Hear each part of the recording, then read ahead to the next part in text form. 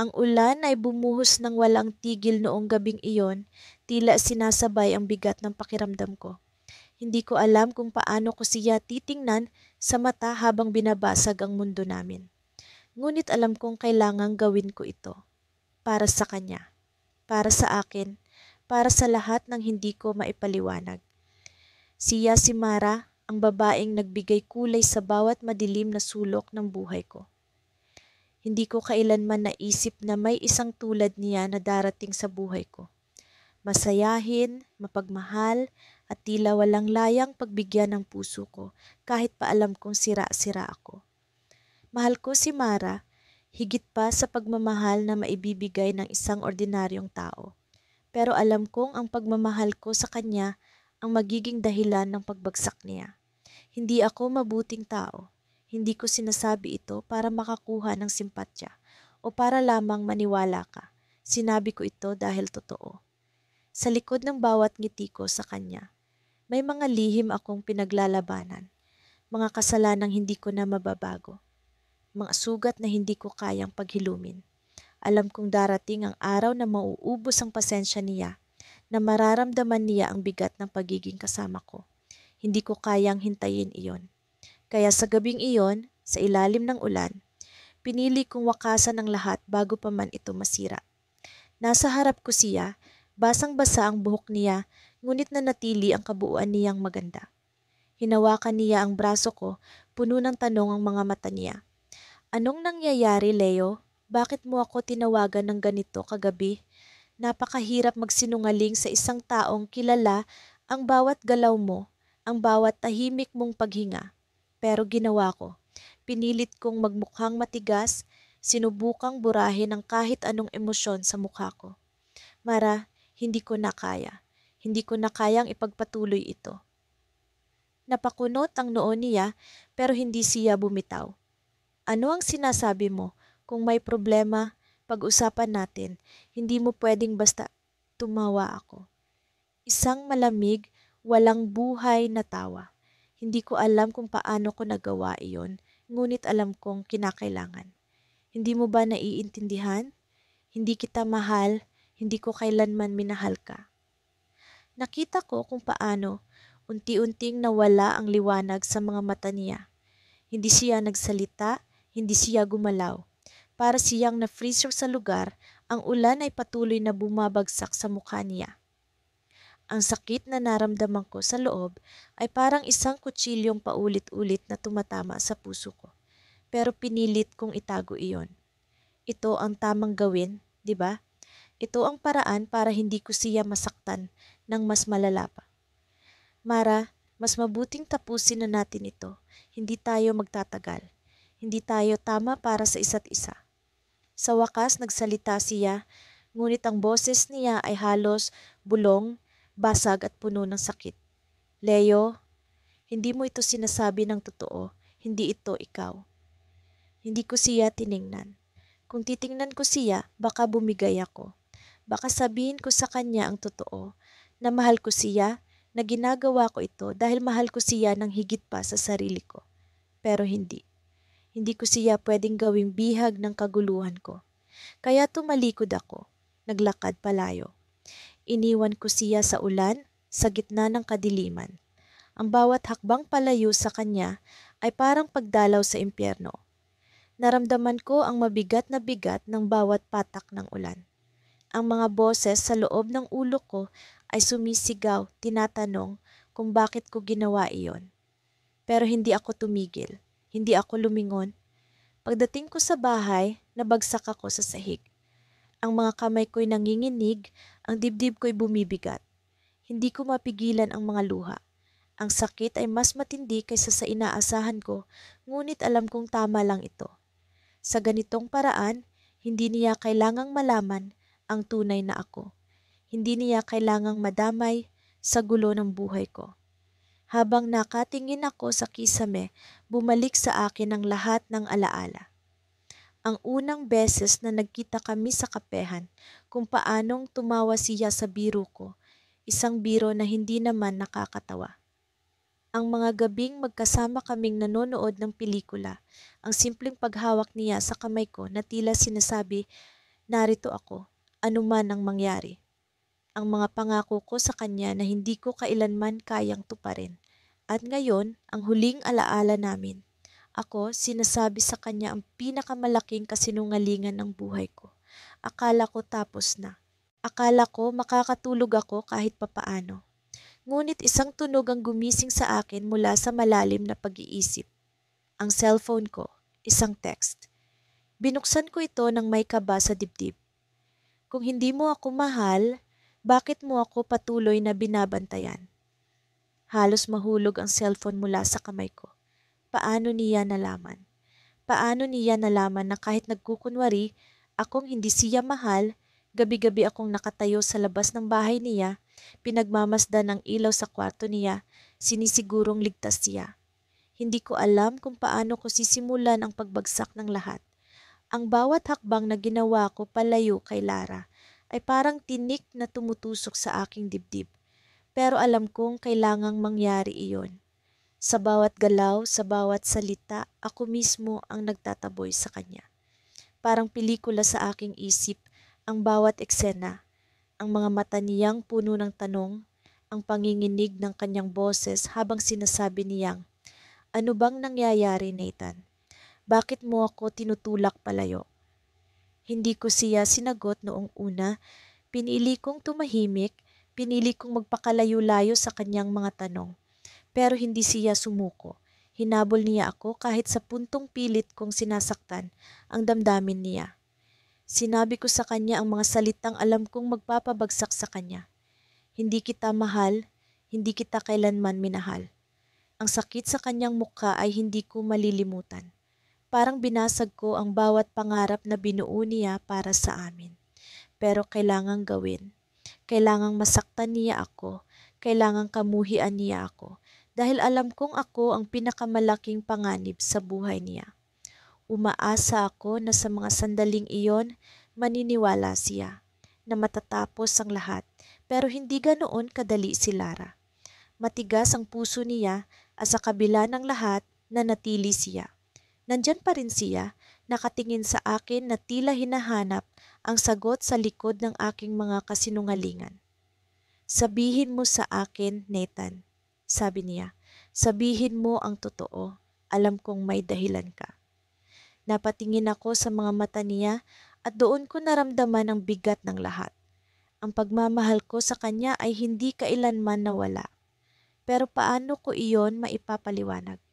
Paano ko sasabihin sa kanya ang takot ko na baka sa hinaharap ako ang magdulot ng pinakamalaking sugat sa puso niya? Paano ko ipagtatapat na ang mabigat na lihim ng aking pamilya ay maaaring sirain ang lahat ng pinapangarap niya? Hindi ko kayang sabihin. Kaya pinili kong magpakatigas, nagbuhos ako ng galit, kahit ang galit na iyon ay wala namang basehan. "Lara, bakit ba hindi mo ako kayang iwan? Wala kang mapapala sa akin. Ako ang taong sisira sa buhay mo." Nanlaki ang kanyang mga mata. "Sisira? Ano ang ibig mong sabihin?" Hindi na ako sumagot. Tumalikod ako at iniwan ko siya sa gitna ng ulan. Naririnig ko ang pagtawag niya sa akin, pero hindi ko siya nilingon. Ang bawat patak ng ulan ay parang mga luha na hindi ko kayang ilabas. Ang bawat hakbang palayo sa kanya ay parang sugat na hindi ko kayang gamutin. Sa mga sumunod na araw, hindi ko na siya nakita. Hindi na siya nagpadala ng mensahe, hindi na siya tumawag. Naging tahimik ang lahat, isang katahimikang punong-puno ng pangungulila. Sa kabila ng sakit, sinabi ko sa sarili kong tama ang ginawa ko. Mas mabuti na ang ganito. Mas mabuti na ang walang Lara sa buhay ko kaysa makita siyang bumagsak sa mga kamay ko. Pero isang gabi, bigla akong natigilan. May dumating na sulat sa pintuan ko. Isang liham na walang pangalan, pero alam kong mula sa kanya. Nang buksan ko ito, naramdaman ko ang bigat ng bawat salita. "Nathan, hindi ko alam kung bakit mo ako sinaktan ng ganoon. Pero kahit sinubukan kong magalit sa'yo, hindi ko magawa. Mahal kita kahit pa anong sabihin mo. Alam kong may dahilan ka at hinding-hindi kita susukuan. Kung kailan mo kaya nandito lang ako." Naramdaman ko ang panghihina ng aking mga tuhod. Naramdaman ko ang pagkabagsak ng lahat ng depensa ko. Bakit ba hindi siya sumusuko? Bakit ba hindi niya ako kayang iwan? Ngunit bago pa ako makapag-isip ng sagot, narinig ko ang tunog ng isang bagay na bumagsak sa labas ng pintuan. Agad akong lumabas, nagmamadaling tingnan kung ano iyon. Sa gitna ng dilim, nakita ko si Lara. Nakahandusay, duguan, at halos hindi gumagalaw. Sa tabi niya, ang isang piraso ng papel na puno ng dugo. Sa huling lakas niya, sinabi niya ang salitang nagpatigil sa mundo ko.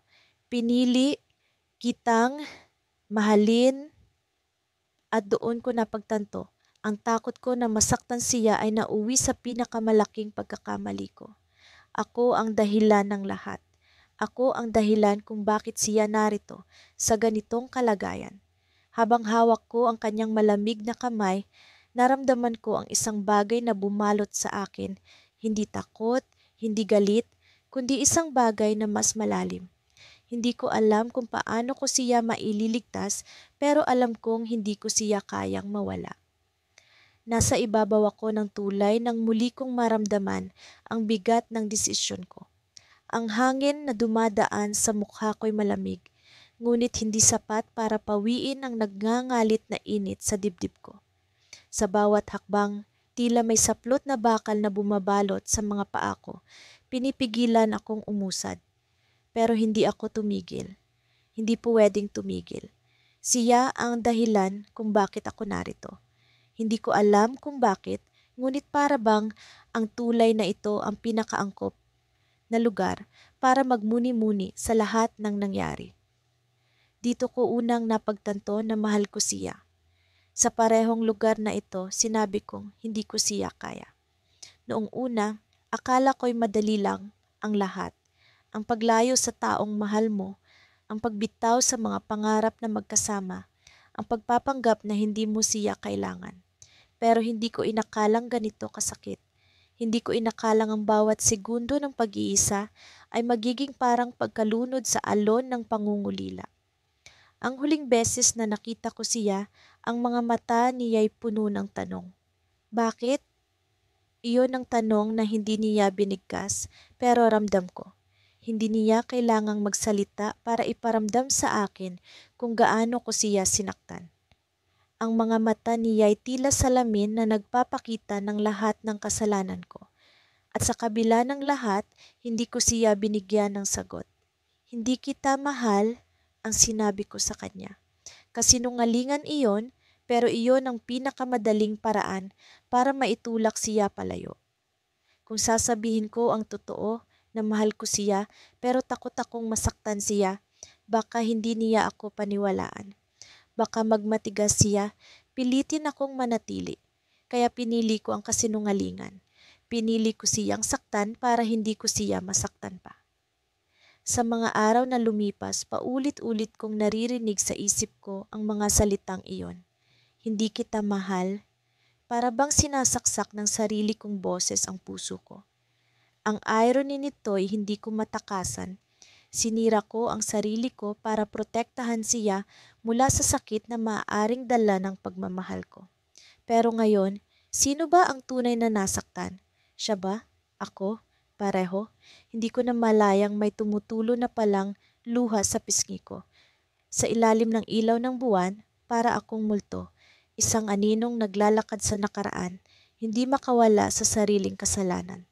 At sa mismong sandaling iyon, narinig ko ang yapak sa likuran ko. Mabilis ang tibok ng puso ko. Hindi ko alam kung bakit, pero may kung anong boses sa isip ko ang nagsabing siya iyon. Siya ang narito. Pero paano? Hindi ko siya tinawagan. Hindi ko siya hinanap. Paano niya ako nahanap? Lumingon ako at sa isang iglap, bumalik lahat ng alaala. Ang mukha niya, ang mga mata niyang punong-puno ng damdamin. Ang paraan ng pagtitig niya sa akin. Hindi ko alam kung galit ba siya o malungkot. Pero ang isa lang ang sigurado, naramdaman ko ang bigat ng mundo sa pagitan naming dalawa. Isang agwat na ako mismo ang lumikha. Bakit ka nandito?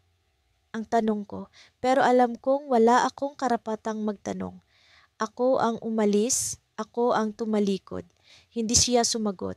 Dumiretso siya sa gilid ng tulay, tumayo sa harapan ko at tumingin sa ilog na umaagos sa ilalim. Ang katahimikan sa pagitan namin ay parang isang hukay. Malalim, walang hanggan, nakakatakot. Akala ko, hindi mo na ako mahal, ang sagot niya sa wakas, mahina ang boses, ngunit ang bawat salita ay parang hampas ng alon. Hindi ko alam kung paano sasagot. Ang mga salitang gusto kong sabihin ay natutunaw sa bibig ko. Hindi mo dapat sinabing, hindi mo ako mahal kung hindi mo kayang panindigan. Dagdag niya, mas matalas ang tono. Hindi kita hinanap para umasa. Hinanap kita para malaman kung bakit mo ako iniwan ng ganoon kadali. Hindi ko alam kung paano ipapaliwanag ang sarili ko. Paano ko sasabihin na iniwan ko siya dahil mahal ko siya? Paano ko ipapaliwanag ang takot ko? Takot na baka sa huli, ako ang maging dahilan ng sakit niya. Akala ko tama ang ginawa ko. Ang sabi ko, halos bulong. Akala ko, mas mabuti kung hindi na ako maging parte ng buhay mo. Mas mabuti para kanino? Tanong niya. Para sa akin o para sa'yo? Hindi ko masagot. Alam kong makasarili ako. Alam kong mali ako. Pero hindi ko alam kung paano itatama ang lahat. Lumapit siya sa akin, ang mga mata niya ay nagbabaga sa ilalim ng ilaw ng buwan. Kung mahal mo ako, bakit mo ako nilayuan? Bakit mo ako sinaktan? At sa sandaling iyon, gusto kong aminin ang lahat. Pero bago pa man ako makapagsalita, bigla siyang tumalikod at tumakbo palayo. Hinabol ko siya, pero hindi ko siya nahabol. Ang bawat hakbang niya ay parang pagtakbo palayo sa akin, sa amin, sa posibilidad na maayos pa ang lahat. Nang makarating ako sa dulo ng tulay, wala na siya. Ngunit may iniwan siya, isang bagay na nagbigay ng higit pang bigat sa akin. Isang piraso ng kwintas na madalas niyang suot. Nakapatong ito sa sahig, tila isinuko niya ang huling bahagi ng sarili niya na konektado sa akin. Ngayon hawak ko ang kwintas at pakiramdam ko'y hawak ko rin ang huling hibla ng aming pagmamahalan. Pero sa parehong sandali, naramdaman ko ang isang bagay na mas malalim, isang takot na hindi ko maipaliwanag. Dahil sa likod ng kwintas, may nakaukit na mga salitang hindi ko inasaan. Mahal pa rin kita, pero hindi mo na ako kailanman makikita. Nagising ako sa gitna ng gabi, basang-basa ang noo sa pawis. Ang tunog ng ulan sa labas ay tila bumubulong ng mga alaala, mga alaalang pilit kong nililibing, ngunit patuloy na bumabangon tulad ng mga multong walang katahimikan. Ang madaling araw na ito ay hindi naiibas sa mga nauna. Ang bigat sa dibdib ko ay parang isang kamay na mahigpit na nakasakal sa akin. Pero ngayon, mas matindi ang kirot.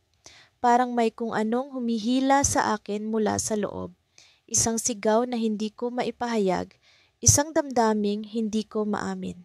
Hindi ko alam kung bakit, pero bumangon ako. Hinila ko ang jacket sa likod ng upuan, saka lumabas sa ulan. Ang malamig na hangin ay tila sampal sa aking mukha, ngunit hindi ko iyon inalintana. Ang mga hakbang ko ay mabilis, hindi ko alam kung saan ako patungo. Ang isip ko ay nagkalat, mga larawan niya, mga ngiti niya, ang paraan niyang tumawa ng tila walang bigat ang mundo. At ang huli naming pag-uusap, ang mga salitang binitiwan ko na ngayon ay parang mga lason sa aking bibig. Hindi kita mahal, sabi ko sa kanya noon, habang nakatingin siya sa akin, ang mga mata niyang puno ng tanong at sakit. Alam kong hindi iyon totoo. Alam kong siya ang pinakamahalagang bagay sa buhay ko. Ngunit iyon ang kailangan kong sabihin. Dahil kung hindi, mas masasaktan siya. Masisira ko siya sa paraan na alam kong hindi ko kayang buuin muli. Gusto niyang malaman kung bakit. Paulit-ulit niyang tinanong kung ano ang mali, kung ano ang nagbago. Hindi ko siya sinagot. Paano ko sasabihin na ako ang problema? Paano ko aaminin na ang mga sugat ko ay masyadong malalim, masyadong madilim at baka lamunin din siya? Kaya sa halip na manatili, pinili kong lumayo. Pinili kong saktan siya bago ko siya masaktan pa ng mas matindi. Ngunit ngayon, habang naglalakad ako sa dilim, may bahagi sa akin na nagtatanong kung tama ba ang ginawa ko. Ang ulan ay tumatama sa aking balat, malamig at matalim, ngunit hindi nito maibsan ang init ng pagsisisi sa loob ko. Sa bawat hakbang nararamdaman ko ang bigat ng mga desisyon kong binitiwan. At ang tanong ay patuloy na nag-uukit sa akin. Sa pagpili kong saktan siya, hindi ba mas lalo ko siyang sinira? Hindi ko namalayan, nasa harap na pala ako ng bahay niya. Ang ilaw sa loob ay madilim, ngunit ang hardin sa harap ay puno ng mga bulaklak na dati naming tinatanim. Ang mga rosas ay namumukadkad pa rin, ngunit parang mas maliwanag ang mga ito noong kasama ko siya.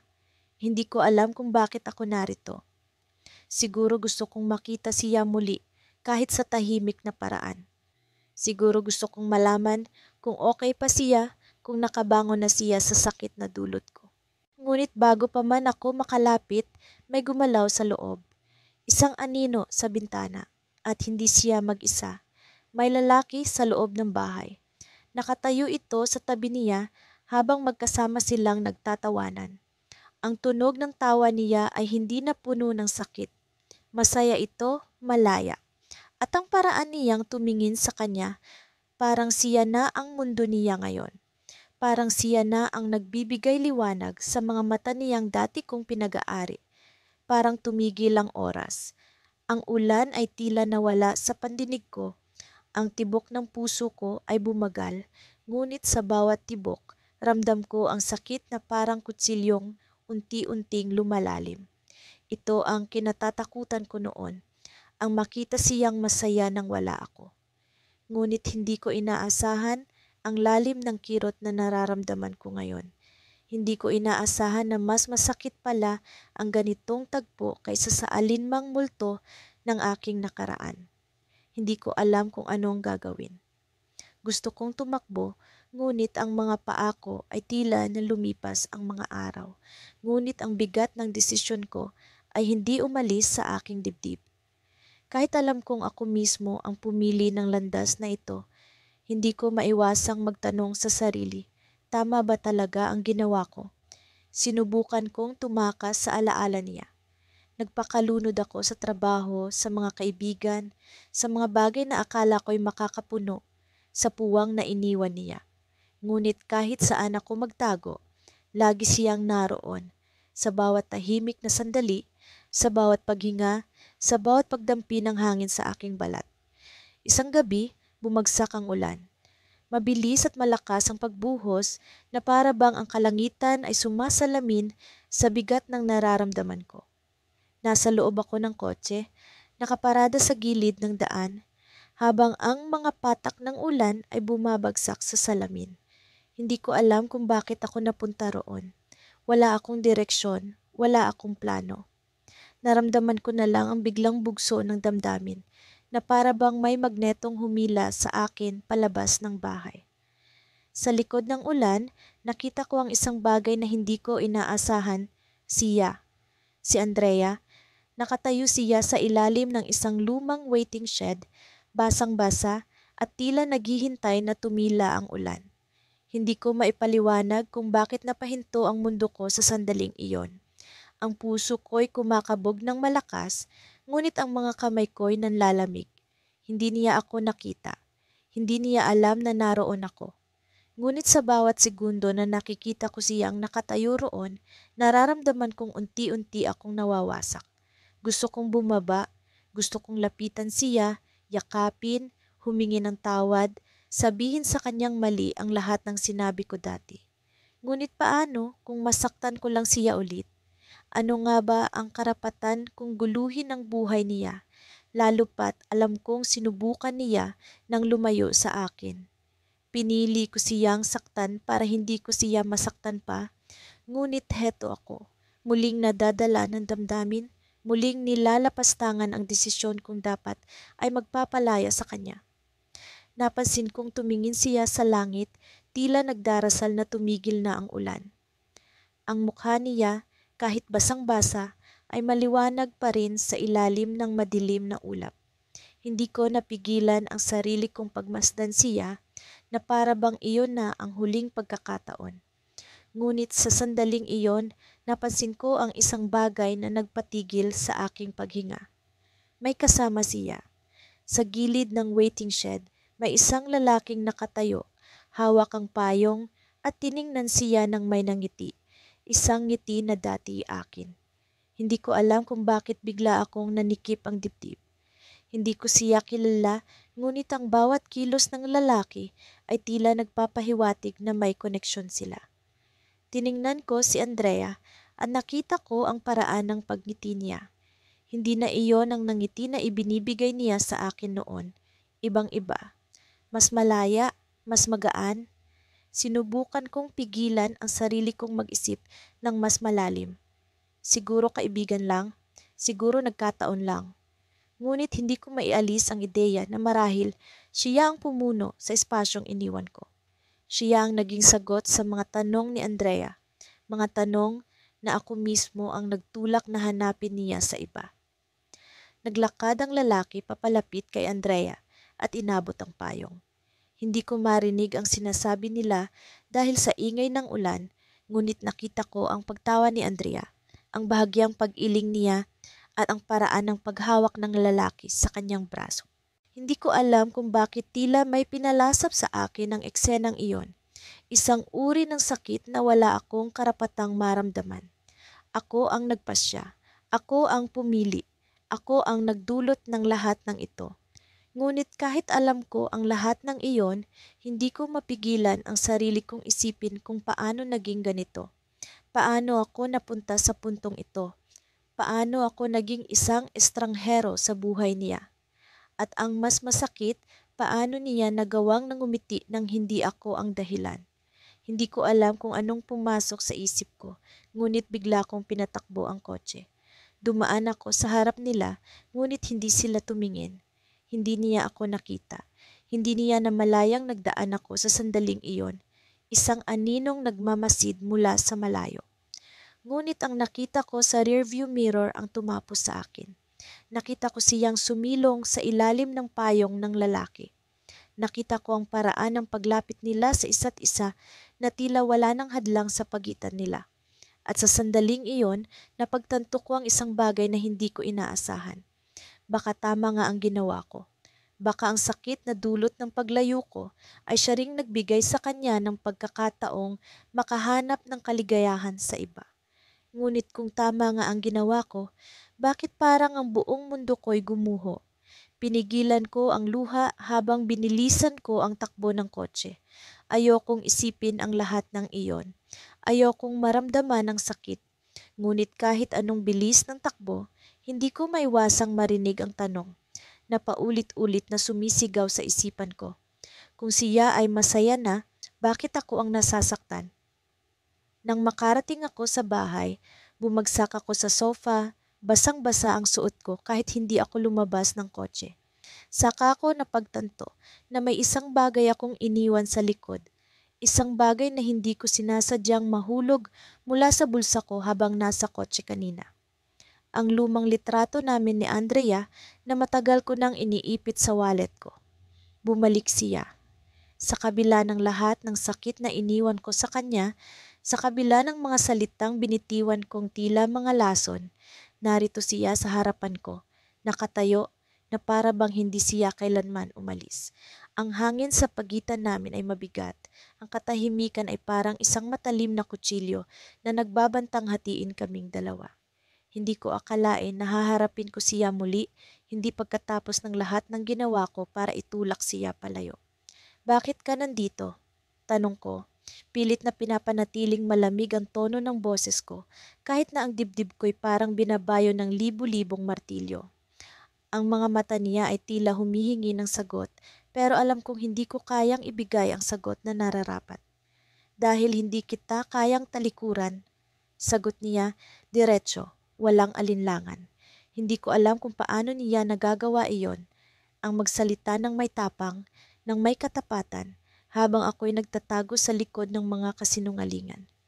Ang mga salita niya ay tumagos sa akin, pero hindi ko ito pinahalata. Hindi ko siya bibigyan ng kasiyahang malaman na kahit na isang bahagi ko ay umaasa pa rin. Hindi mo ba naiintindihan? Hindi kita kailangan, sinabi ko, sa tono na mas matalim kaysa sa inaasahan ko.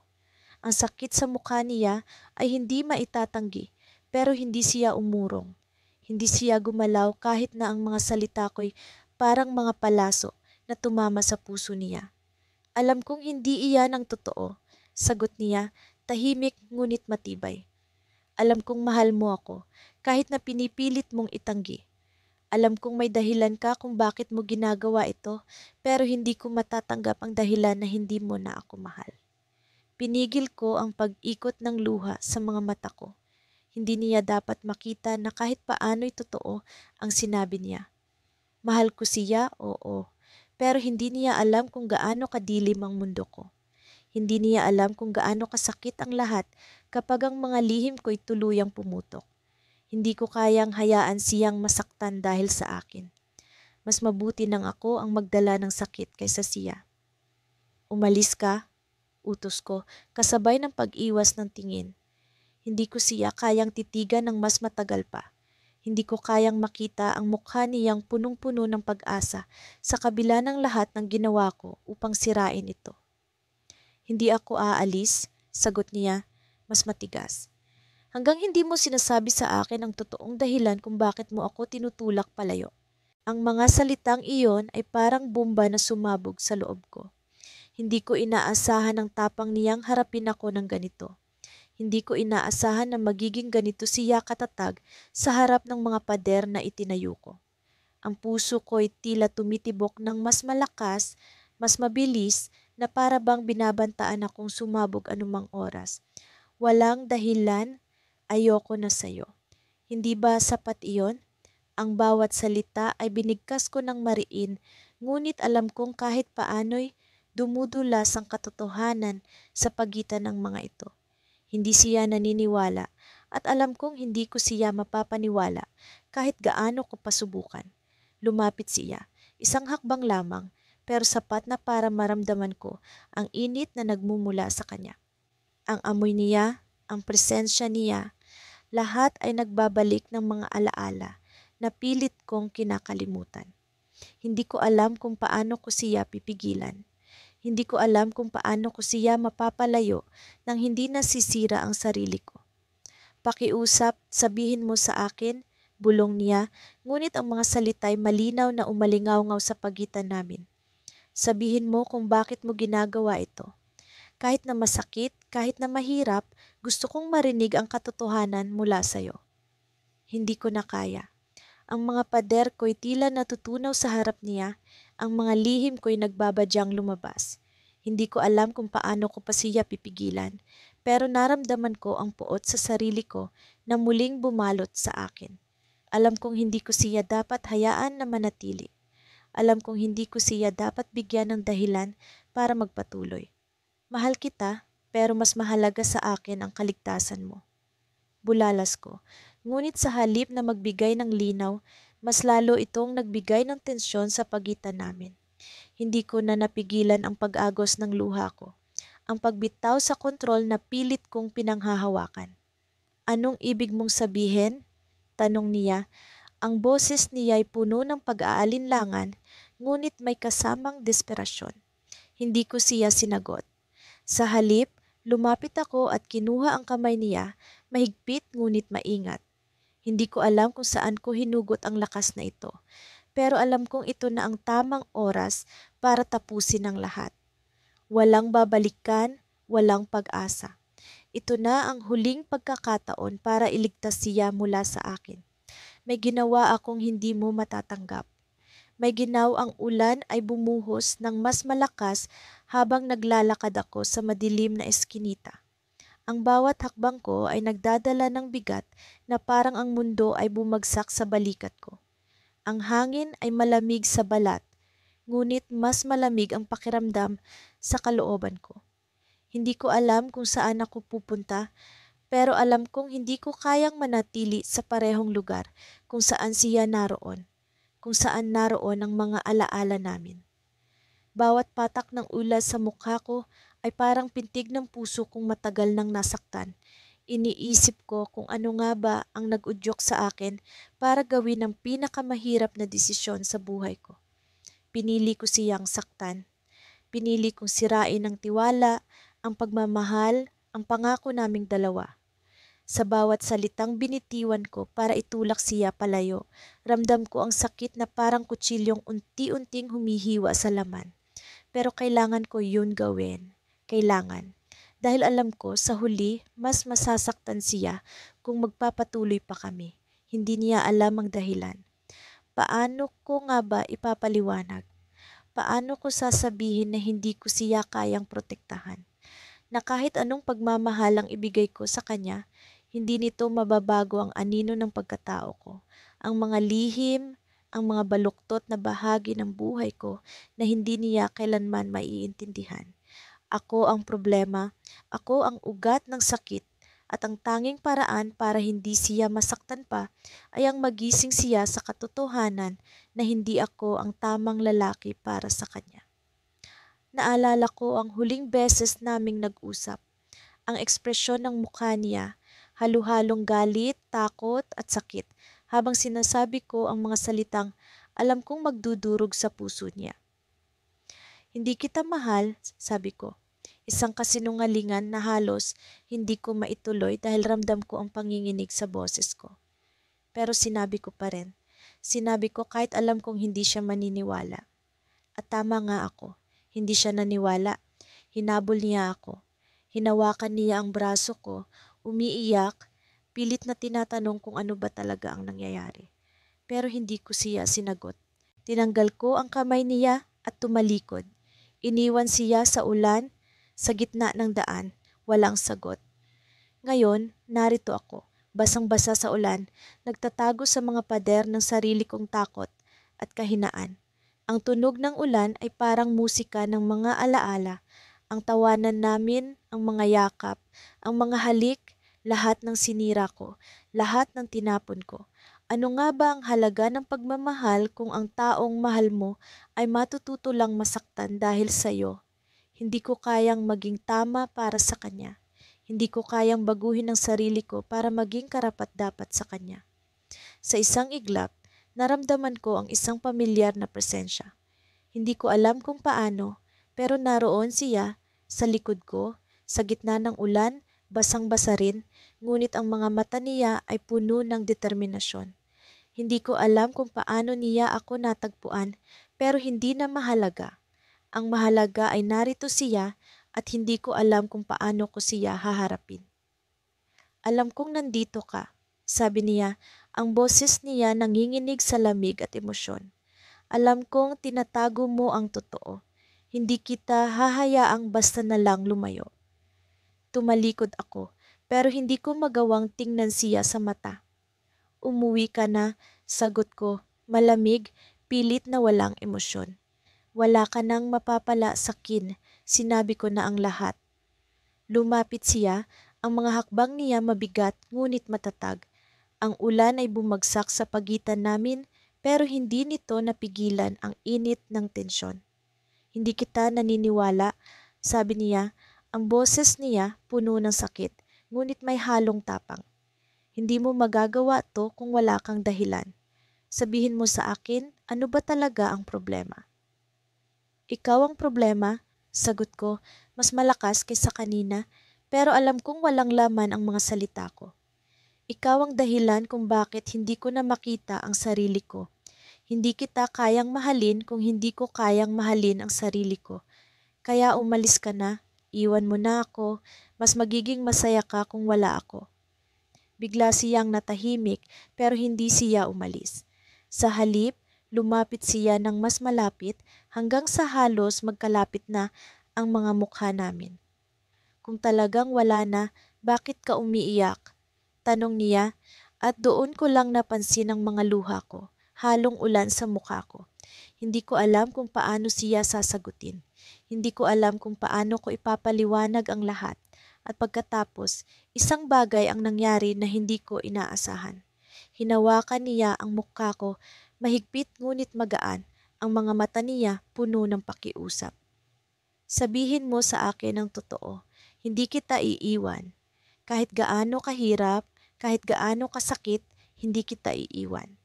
Inabot ko ang mga kamay niya, pilit na tinatanggal ang hawak niya sa akin, ngunit hindi siya bumitaw. Sa halip, mas hinigpitan niya ang kapit at doon ko naramdaman ang isang bagay na matagal kong tinatago. Ang takot na mawala siya, ang takot na hindi na siya bumalik. Bakit ka nandito? Bulong ko, halos hindi marinig sa lakas ng ulan. Bakit hindi mo na lang ako hayaan? Ngumiti siya, malungkot ngunit matatag. Dahil mahal kita, sagot niya, at sa mga salitang iyon, parang bumagsak ang lahat ng pader na itinayo ko. Mahal niya ako. At sa kabila ng lahat ng sakit na idinulot ko, narito pa rin siya, hindi sumusuko. Pero bago pa ako makapagsalita, bago pa ako makapagpaliwanag, narinig ko ang tunog ng mga gulong mula sa likod, mabilis papalapit sa amin. Napalingon ako at sa isang iglap, nakita ko ang isang sasakyang nawalan ng kontrol, diretso sa direksyon namin. Tumakbo ako papalayo, pilit na hinihila siya, ngunit huli na. Ang huling naramdaman ko ay ang malamig na hangin, ang tunog ng metal na bumangga at ang sigaw niya, sigaw na hindi ko makakalimutan habang buhay. Sa bawat hakbang ko palayo, para bang nagkakabit ang isang tanikala sa puso ko, hinahatak ito pababa, palapit sa lupa, palapit sa kanya. Ngunit hindi ako tumigil, hindi ko siya nilingon. Sa likod ko, naririnig ko ang mahinang pagtawag niya sa pangalan ko, ang garalgal sa boses niya na tila nagsusumamo. Pero mas pinili kong maglakad ng mas mabilis, halos tumatakbo na. Ang malamig na hangin ng gabi ay naglalaro sa paligid ko. Ngunit pakiramdam ko'y mas malamig ang bigat ng desisyong ginawa ko. Sa loob ng maraming buwan, itinulak ko siyang palayo gamit ang mga salitang alam kong mag-iiwan ng sugat sa kanya. Hindi siya ang problema, ako ang problema. Alam ko iyon, pero hindi ko magawang sabihin ng direto. Kaya't ginawa ko ang alam kong mas madali. Sinaktan ko siya. Pinaglaruan ko ang bawat pagkakataong magkausap kami, ginawang parang laro ang mga pangako na alam kong hindi ko naman tutuparin. At ngayon, narito ako, umiwas sa huling pagkakataong kailangan kong ipaliwanag ang sarili. Nandito lang ako, ang sabi niya sa akin noon, ang mga mata niya puno ng tiwala. Kahit ano pa ang nangyayari sa'yo, kahit gaano pa kahirap, nandito ako. Hindi ko alam kung bakit sa tuwing sinasabi niya iyon, pakiramdam ko'y parang sinasakal ako. Parang ang bawat salita niya ay nagiging lubid na unti-unting humihigpit sa leeg ko. Pinipilit akong huminga ng may bigat. Mahal ko siya, pero alam kong hindi ko siya kayang mahalin ng tama. Hindi ko siya kayang bigyan ng tahimik na mundo na nararapat sa kanya. Ako ang gulo, ako ang bagyong sumisira sa lahat ng dumadaan sa buhay ko. Kung hindi ko siya kayang protektahan, mas mabuti pang ako ang sumira sa kanya bago pa magawa ng mundo. Napahinto ako sa paglalakad, ang mga paa ko'y tila ayaw ng gumalaw. Sa harapan ko, ang malawak na kalsada ay tila naging isang bangin. Ang mga ilaw sa poste ay nagkikislapan, parang mga matang nanonood sa akin, hinihintay ang susunod kong hakbang. Sa likod ko, naramdaman ko ang mga hakbang niya, ang tunog ng sapatos niyang dumidiin sa semento. Hindi ko alam kung paano niya ako naabutan, pero naririnig ko ang pabilis niyang paghinga. Sabihin mo sa akin kung bakit, ang tanong niya, puno ng sakit ang boses. Sabihin mo sa akin kung ano ba ang nagawa ko. Bakit mo ako tinatrato ng ganito? Bakit mo ako tinutulak palayo? Hindi ko magawang lingunin siya. Tumingin lang ako sa malayo, sa kawalan. Ang mga kamay ko'y nakatiklop sa harapan ko. Nanginginig. Gusto kong sumigaw. Gusto kong sabihin sa kanya na siya ang pinakamaganda. Ginugol ko ang mga sumunod na araw sa pagpapanggap na hindi ko siya naaalala. Kinumbinsi ko ang sarili kong tama ang ginawa ko, na ang distansyang nilikha ko sa pagitan namin ay para sa ikabubuti ng lahat. Pero sa bawat gabi, habang nakahiga ako sa kama, Ang mga alaala niya ang bumabasag sa katahimikan. Ang tawa niyang parang musika, ang paraan ng kanyang pagtitig sa akin na parang ako ang mundo niya. Lahat ng iyon ay parang multong hindi ko matakasan. Isang gabi, tinawag ako ng barkada para maginuman. "Tara pre, kailangan mo to," sabi ng isa sa kanila. Wala akong balak sumama, pero mukhang iyon lang ang paraang makalayo ako kahit saglit sa sarili kong mga iniisip. Sa isang maliit na bar sa kanto na puno ng usok at amoy ng alak ang paligid. Tumawa sila, nagbiruan, pero wala akong maramdaman. Para akong anino sa mismong katawan ko. Habang umiinom, biglang may pamilyar na tunog ng boses na umalingaw-ngaw sa likuran ko. Sa una, inakala kong imahinasyon ko lang iyon, baka epekto ng alak. Pero nang linggunin ko, nakita ko siya. Naroon siya sa kabilang dulo ng bar kasama ang isang lalaking hindi ko kilala. Napapikit ako sandali, umaasang mali ang nakita ko. Pero totoo yon. Nandoon siya, maganda pa rin gaya ng dati, pero may kakaibang liwanag sa kanyang mga mata. Ang liwanag na nawala ng layuan ko siya. Naramdaman kong bumibigat ang dibdib ko. Pilit kong tinanggap na wala na ako sa buhay niya, na hindi na akin ang nangiti niyang iyon. Pero bakit mas masakit ito kaysa sa inaakala ko? Pinanood ko sila mula sa malayo. Napansin kong tinatawanan niya ang mga biro ng lalaki at may paraan ang lalaki ng pagtitig sa kanya na parang siya lang ang tao sa mundo. Alam ko ang tinging iyon sapagkat ganoon din ako tumitig sa kanya dati. "Pre, okay ka lang?" Tanong ng kaibigan kong nasa tabi ko. Tumango ako. Pilit kong binura ang ekspresyon sa mukha ko at sinubukang magpanggap na ayos lang ang lahat. Pero bumalik ang tingin ko sa kanya. Doon ko napagtanto kung gaano ko siya iniligaw, kung gaano ko siya itinulak papalayo, at ngayon mukhang may ibang handang saluhin siya. Nang umalis siya sa bar kasama ang lalaki, hindi ko napigilang sundan sila. Hindi ko alam kung bakit, pero parang may magnetong humihila sa akin. Sinundan ko sila mula sa malayo. Ang bawat hakbang ko'y parang kadenang nagbabalik sa akin sa mga alaala naming dalawa. Tumigil sila sa parke, sa ilalim ng poste ng ilaw. Napansin kong kinuha ng lalaki ang kamay niya at ngumiti siya. Ang nangiting iyon ang nangiti na dating para sa akin. Hindi ko na napigilan ang sarili ko. Lumapit ako, hindi alintana kung ano ang mangyayari. "Anong ginagawa mo dito?" Tanong niya nang makita niya ako. Kita sa mata niya ang gulat, ngunit may halong galit. Hindi ko alam ang isasagot ko. Gusto kong sabihin na hindi ko na kaya, na gusto kong bawiin ang lahat ng sinabi kong kasinungalingan. Pero natutop ng hiya at takot ang bibig ko. Ang lalaki sa tabi niya ay tumingin sa akin, halatang hindi niya alam kung ano ang nangyayari. "Gusto ko lang makausap ka," sagot ko, pilit na pinipigilan ang panginginig ng boses ko. "Ano pa bang gusto mong sabihin?" Tanong niya, ang tono niya ay mabigat. "Sinabi mo na ang lahat noon, hindi ba? Pinili mong tapusin ito, pinili mong saktan ako." Hindi ko alam kung paano sasagutin iyon. Totoo naman ang sinabi niya. Pinili ko nga siyang saktan. At ngayon, narito ako, nakakulong sa impyerno ng sarili kong desisyon. Ang lalaki sa tabi niya ay humakbang papalapit sa kanya, parang nagbigay ng proteksyon. Kitang-kita ko sa mga mata nito ang tanong, sino ba ako at bakit ako nandito? "Huwag mo na akong guluhin," sabi niya. "Masaya na ako ngayon." Masaya. Ang salitang iyon ay parang kutsilyong bumaon sa puso ko. Masaya siya, pero hindi na ako ang dahilan.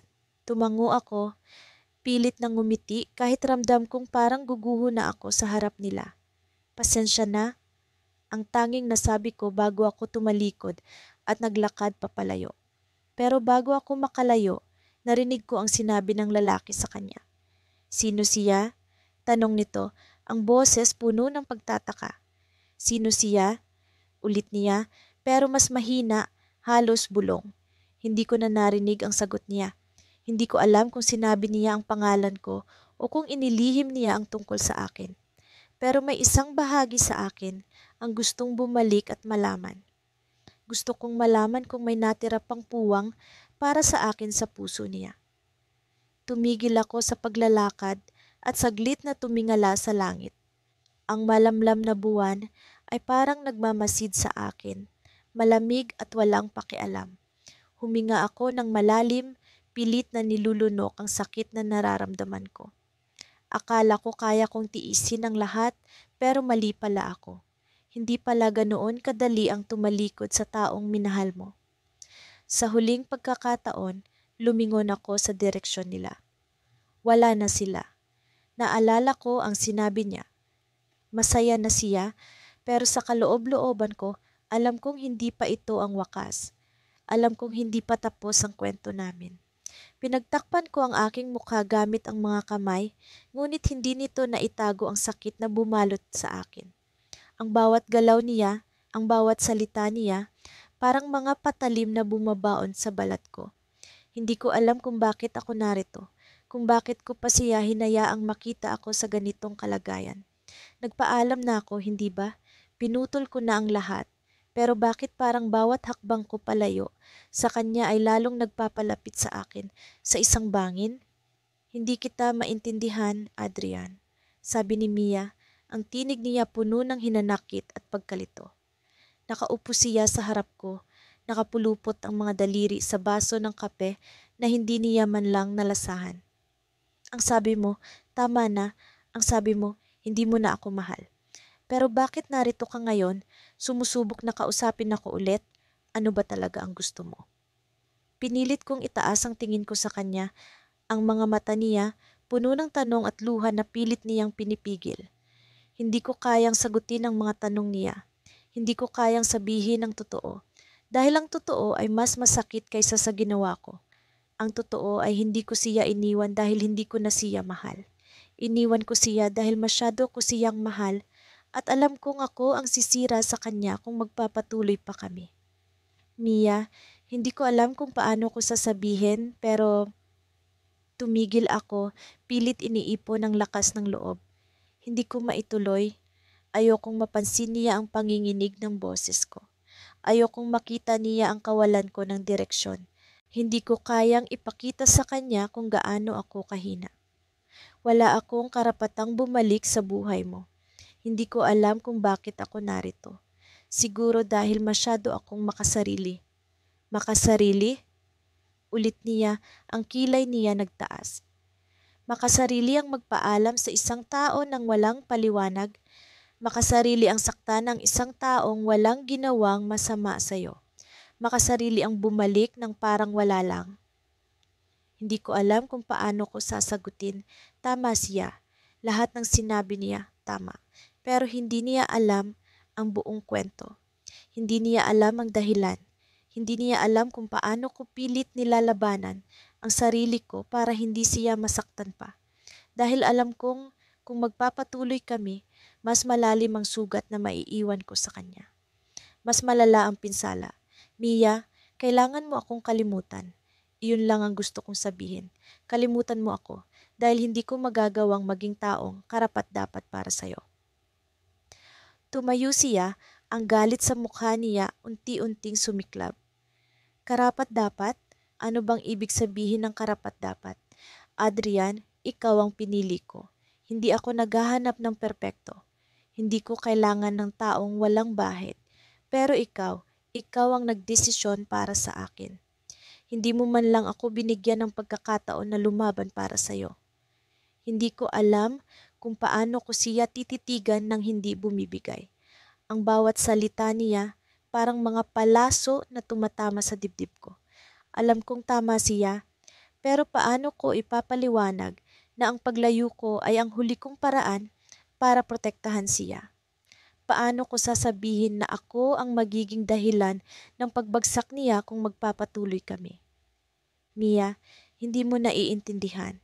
Hindi ito tungkol sa'yo. Ito ang tama. Ito ang dapat. Ang tama para kanino? Para sa'yo. Para sa akin. O para sa ego mo na natatakot maging vulnerable. Adrian, hindi mo ba nakikita? Ang bawat galaw mo, Hindi mo ginagawa dahil mahal mo ako. Ginagawa mo ito dahil mas mahal mo ang sarili mo kaysa sa akin. Sige Adrian, sabihin mo sa akin kung mali ako. Hindi ko magawang sagutin siya. Hindi ko magawang kontrahin ang sinabi niya.